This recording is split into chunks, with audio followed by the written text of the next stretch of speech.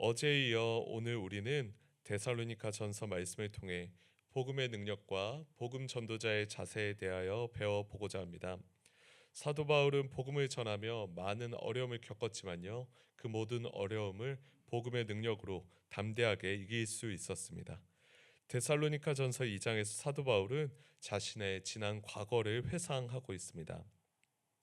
데살로니가 전서 2장 1절과 2절 말씀입니다. 형제들아 우리가 너희 가운데 들어간 것이 헛되지 않은 줄을 너희가 친히 아나니 너희가 아는 바와 같이 우리가 먼저 빌립보에서 고난과 능욕을 당하였으나 우리 하나님을 힘입어 많은 싸움 중에 하나님의 복음을 너희에게 전하였노라. 바울과 신라의 2차 전도 여행은 예상치 못한 고난과 환란의 연속이었습니다. 데살로니가전서 2장 2절에 기록된 것처럼 바울은 빌립보에서 복음을 전하며 귀신 들린 여종의 그 귀신을 쫓아내고도요 오히려 큰 고난과 능욕을 당하였습니다. 특별한 잘못이 없음에도 불구하고 일방적인 폭력에 시달렸고 빌립보 감옥에 수감되었습니다. 감옥에서도 바울과 실라는 하나님께 기도하고 찬양하며 흔들리지 않는 믿음을 보였는데요. 그 이후에 오히려 감옥 터가 흔들리며 바울과 실라를 묶고 있었던 그 모든 게 풀리며 그들이 기적적으로 자유를 얻게 되었습니다. 이 빌립보에서 일어난 놀라운 이야기는 아마도 바울이 데살로니가 교회에 직접 말하였을 것입니다. 그들이 이미 알고 있는 것을 전제로 바울이 지금 데살로니가 전서를 쓰고 있기 때문입니다. 바울은 고난과 능욕을 당하였으나 우리 하나님을 힘입어 많은 싸움 중에 하나님의 복음을 너에게 전하였노라라고 고백하고 있습니다. 바울의 복음 전파는 육신의 평안함과 안락함 속에 진행된 것이 아니라요. 고난과 능욕 그리고 치열한 싸움 중에서 진행되었다는 것을 우리가 알 수 있습니다. 복음 전파는 일종의 영적 전쟁입니다. 사탄의 기지를 급습하여 악의 세력과 일전을 벌이는 것입니다. 그 과정에 어찌 피해와 상처가 없겠습니까? 그런데 바울은 자신의 이러한 복음 전파가 사람을 기쁘게 하려는 것이 아니라 하나님을 기쁘시게 하려는 것에서 시작된다라고 말합니다. 데살로니가전서 2장 3절에서 4절 말씀입니다. 우리의 권면은 간사함이나 부정에서 난 것이 아니요 속임수로 하는 것도 아니라 오직 하나님께 옳게 여기심을 입어 복음을 위탁받았으니 우리가 이와 같이 말함은 사람을 기쁘게 하려 함이 아니요 오직 우리의 마음을 감찰하시는 하나님을 기쁘시게 하려 함이라. 바울의 이러한 자세는 갈라디아서에서도 비슷하게 드러납니다. 갈라디아서 1장 10절 말씀입니다.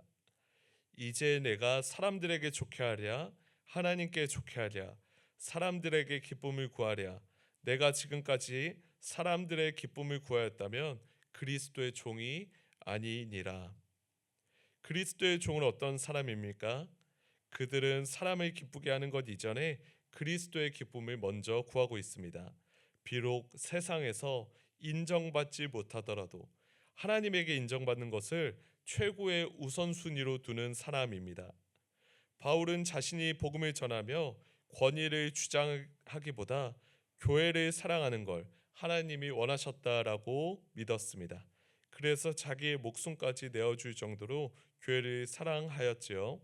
데살로니가전서 2장 7절에서 8절까지 말씀입니다.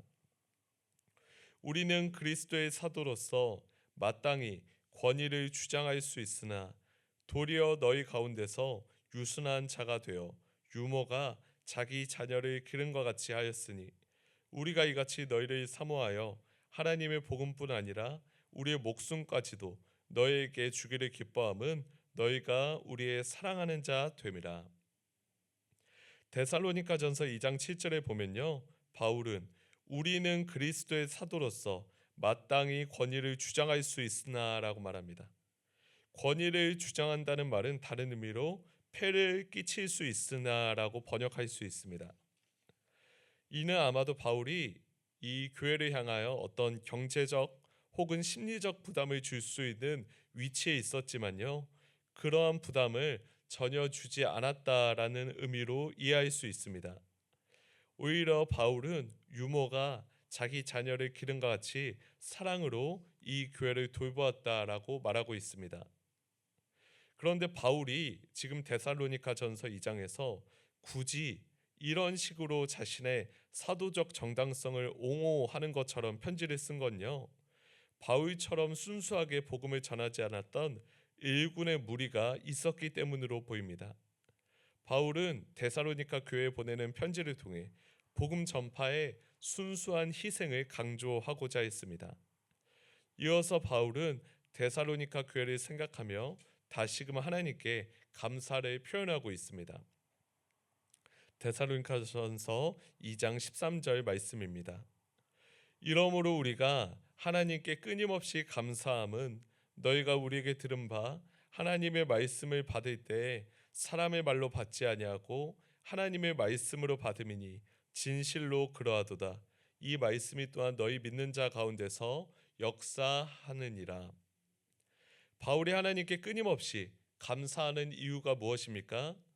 데살로니가 교회가 하나님의 말씀을 받을 때 사람의 말로 받지 아니하고 하나님의 말씀으로 그 말씀을 받았기 때문입니다. 이들이 바울이 전하는 복음을 하나님의 말씀으로 받을 때 어떠한 일이 일어났습니까? 그 말씀이 교회 안에서 힘이 있게 역사하였습니다. 지금 이 본문은 우리가 하나님의 말씀을 대하는 자세가 얼마나 중요한지 우리에게 알려주고 있습니다. 우리가 정말 말씀의 생명력을 경험하고 싶다면 우리의 삶에 다가오는 이 말씀을 진지하게 여기며 이를 진정 열린 마음으로 받아야 할 것입니다. 말씀이 문제가 아닙니다. 우리의 마음이 문제죠. 예수님께서 비유로 말씀하셨지만 길가, 돌밭, 가시밭, 옥토밭에 떨어진 씨는 모두 동일하였습니다. 옥토밭에 떨어진 씨만 최고의 품질이고 나머지는 하찮은 씨앗이 아니라요. 그 씨는 전혀 차등이 없었습니다. 그런데 그 똑같은 씨가 어디에 떨어지냐에 따라 옥토밭은 30배, 60배, 100배 열매를 맺었지만 다른 땅은 그러한 열매를 맺지 못하였습니다.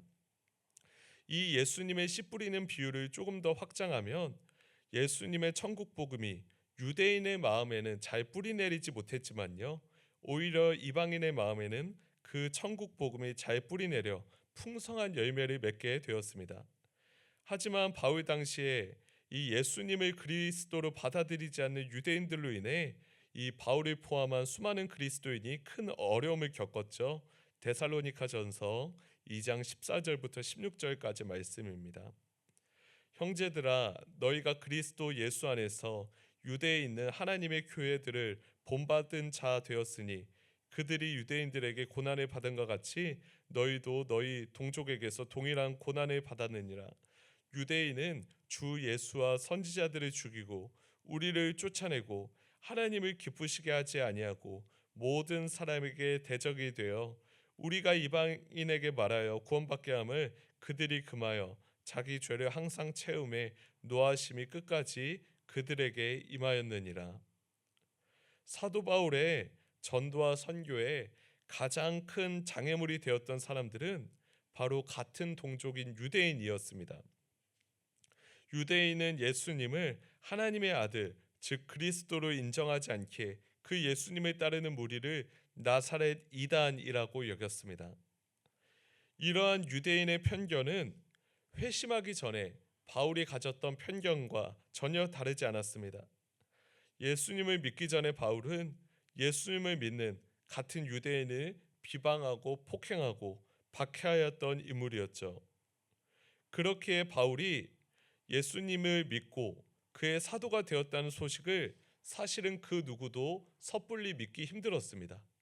바울이 이토록 철저하게 그리스도인을 박해하였기 때문입니다. 그래서 어찌 보면 바울은 예수님을 믿고 예수님을 따른다는 이유로 자신을 박해하는 그 유대인의 마음을 너무나 잘 알았을 것입니다. 그래서 진리를 모르고 이 그리스도인을 박해하는 그 유대인이 참으로 안타까웠을 것입니다. 정리하자면 바울은 복음의 능력을 그 누구보다 잘 알고 복음을 전하는 일에 앞장섰지만요, 여러 고난과 어려움을 항상 마주해야 했습니다. 오늘 우리가 이 새벽에 데살로니가전서 2장 말씀을 묵상하며 우리 역시 삶에 여러 어려움과 고난이 있지만요, 바울처럼 신실한 복음의 사람으로 살아가길 간절히 소망합니다. 함께 기도하겠습니다. 하나님 아버지, 감사합니다. 사도 바울이 여러 어려움과 박해와 환난 속에서도 복음의 사람으로서, 믿음의 사람으로서 굳건하게 섰던 것을 우리가 오늘 이 새벽에 본문을 통하여 확인하였습니다. 하나님 아버지, 우리의 삶 가운데 여러 어려움과 환난이 있을 때에도 우리가 좌절하지 않게 하여 주시옵소서. 오직 복음의 능력으로 담대하게 서게 하여 주시옵소서. 이 복음만이 우리를 살게 하고 이 복음만이 이 땅 가운데 유일한 소망임을 믿습니다.